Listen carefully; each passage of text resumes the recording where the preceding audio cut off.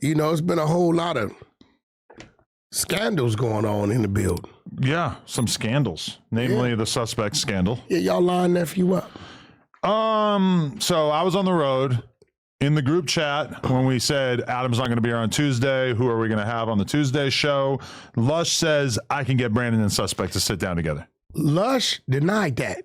Lush is a liar. Lush said, definitely that was his first. Lush said Josh did it. Did I not call Lush R&B? I said, hey, bro, I'm here. Why'd you do that? You knew what that was. He said, it wasn't me. It was Josh. I swear to God. I mean, I guess there's some percentage chance that I could just be forgetting, but I'm pretty sure that was Lush's idea before anybody else. Yeah, I was like, but see, then I got to put it on suspect because you know where you at with that. He shouldn't have did it. Then somebody was telling me he didn't know till he got there. I said, nah, I seen the flyer. No. He knew. He might have only found out that day because he saw the flyer on Instagram with him tagging it. Because that's the thing. Bad timing, but he got another number. So I guess Josh had been texting a few days beforehand being like, yo, so you're good. This is all good. We were smart enough to have security there. Who knows what would have happened if there wasn't security there? Maybe Aunt Hefe would have had to leap into action. Ant wasn't for the leap into shit.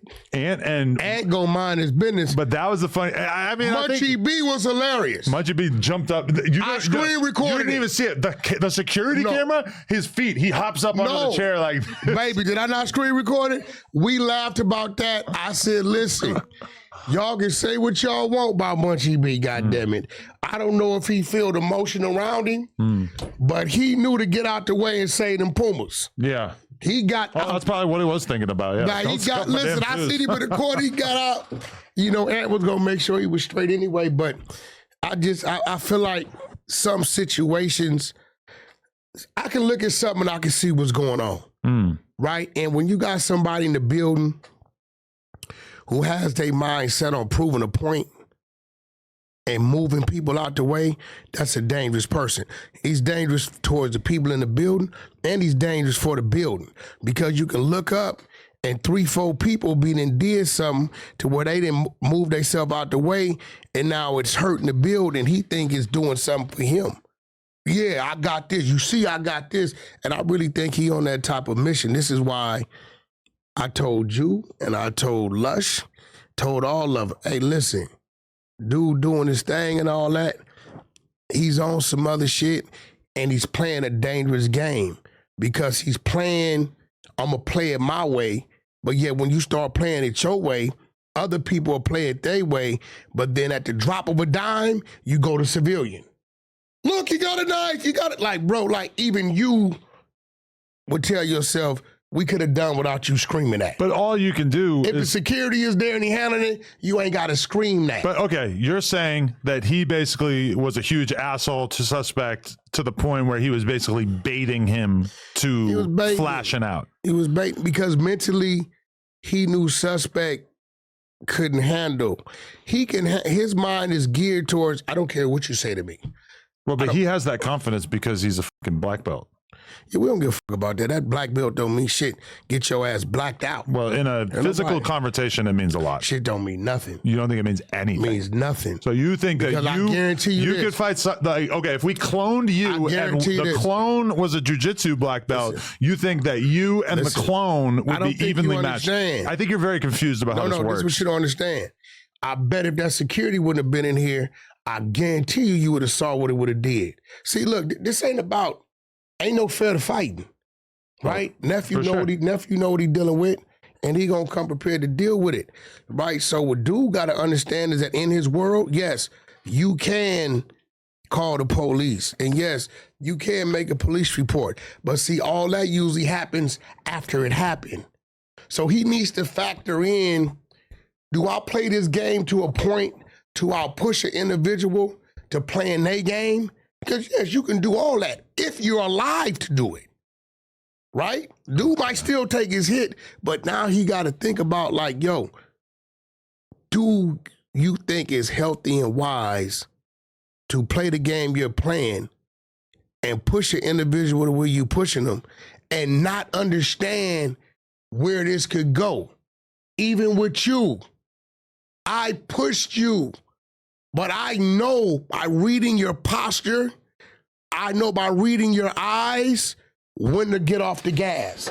Because we're potting, right? I know it. I know, Wack, if you keep pushing what you can, this shit's going to blow up. So you got to have that type of camaraderie, especially everybody in that news is supposed to be together, bro. If they going to have their little clashes or whatever, you supposed to know when to get off the gas. Okay, but he's looking at people in there like they're the enemy. I've seen Brandon debate with Suspect, myself, the racist dude, I Hypocrite. I watched it last night. Lush, a few different people. And it's like the energy that ended up transpiring with Almighty was just a completely different level, because if you've ever argued with Almighty, you know that he is one of the most aggressive, confrontational arguers on the face of the planet. So ultimately, I think Brandon ended up trying to kind of match that energy. I don't think Brandon typically in a fight like calls somebody a over and over, but he felt like, you know, at a certain point, the conversation got ratcheted up in terms of intensity to the point where that felt This fair. is when I knew he was baiting him.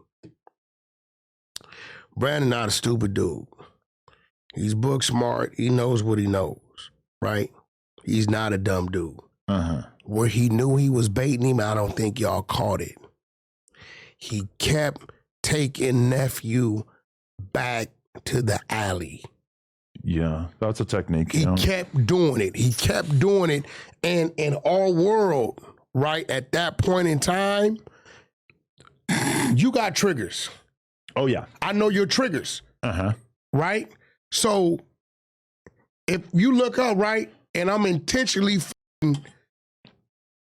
hitting your trigger. Right. Every 5 minutes, every 3 minutes, 4 minutes hitting your trigger, wouldn't you think like, yo, this motherfucker really trying to start something with me? Now, you and Suspect is two different dudes, two different mentalities. The reason why I know Suspect when he used to be a real asshole idiot running around the streets, right? So, you know, I get he high strong, but, you know, I give him some blame for it because he should have opted out of that. Period, like this your place of work. So if you know mentally you're not ready to deal with that because it didn't got a little too personal, then you shouldn't just sit at the table with that. Right. Or just leave or refrain from even engaging in a one-on-one. But he was in a little bit of a weird position because he wakes up that day, sees the flyer with him and Brandon in it, and in his words, he would have felt like a bitch and he felt like he would have looked like a bitch to the audience if he just didn't show up.